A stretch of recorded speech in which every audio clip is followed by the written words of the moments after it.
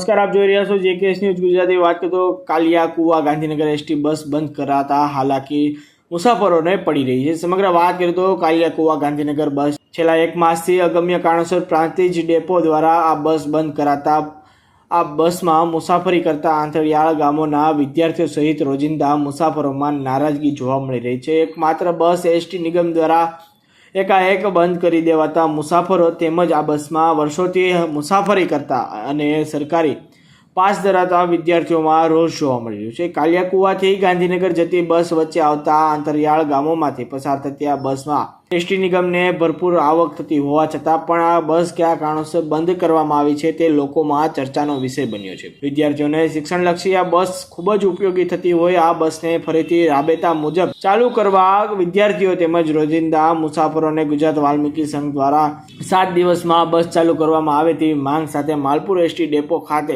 આવેદનપત્ર પાઠવવામાં આવ્યું હતું। 7 દિવસમાં બસ શરૂ કરવામાં નહીં આવે તો માલપુર એસટી બસ ખાતે ગુજરાત વાલ્મીકી સંઘ દ્વારા ધરણા કરવાની ચીમકી પણ ઉચ્ચારવામાં આવી હતી। જેકેએસ ન્યૂઝ સાથે મયુર પોકાર, અરવલ્લી। કાલિયા કુવા ગાંધીનગર બસ બંધ થતાં બાળકોને ખૂબ તકલીફ પડી રહી છે અને જ્યારે માલપુર આવવું હોય, જ્યારે ગાંધીનગર જવું હોય ત્યારે આ બસ બંધ થતાં જ રાહદારીને ખૂબ તકલીફ પડી રહી છે। અગાઉ 1 વર્ષ પહેલાં આ બસ બંધ કરવામાં આવી હતી ત્યારે ગુજરાત વાલ્મીકી સંગઠન દ્વારા આવેદનપત્ર આપવામાં આવ્યું હતું। ખરેખર આ વારંવાર આ બસ બંધ થતાં જ પબ્લિકને ખૂબ તકલીફ પડી રહી છે। ગુજરાતનું એપિસેન્ટર એટલે ગાંધીનગર હોય છે। ગાંધીનગરમાં વિકાસના કામો કરવા માટે જ્યારે જવું પડતું હોય છે ત્યારે ફક્ત એક જ બસ છે આજે કાલિયા કુવા ગાંધીનગર। તો માલપુરના જે સામાજિક કાર્યકર્તાઓને જ્યારે ગાંધીનગર જવું પડતું હોય ત્યારે ખૂબ જ તકલીફ પડતી હોય છે, કોઈ બીજી બસ જ નથી। તો અમે ડેપો મેનેજરને 1 વર્ષ પહેલાં પણ અમે આવેદનપત્ર આપવામાં આવ્યું છે કે આ બસ ચાલુ કરવા માટે, ત્યારે થોડા દિવસ આ બસ ચાલુ કરવામાં આવી હતી અને હવેથી જ આ બસ બંધ કરવામાં આવી છે। દુઃખદભરી બાબત છે।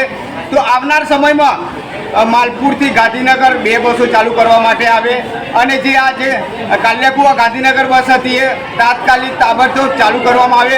જો આ બસ ચાલુ કરવામાં નહીં આવે તો અમે ગુજરાત વાલ્મીકી સંગઠન દ્વારા અમે આ ડેપોના આગળ ધરણા કાર્યક્રમ કરવાની ફરજ પડશે।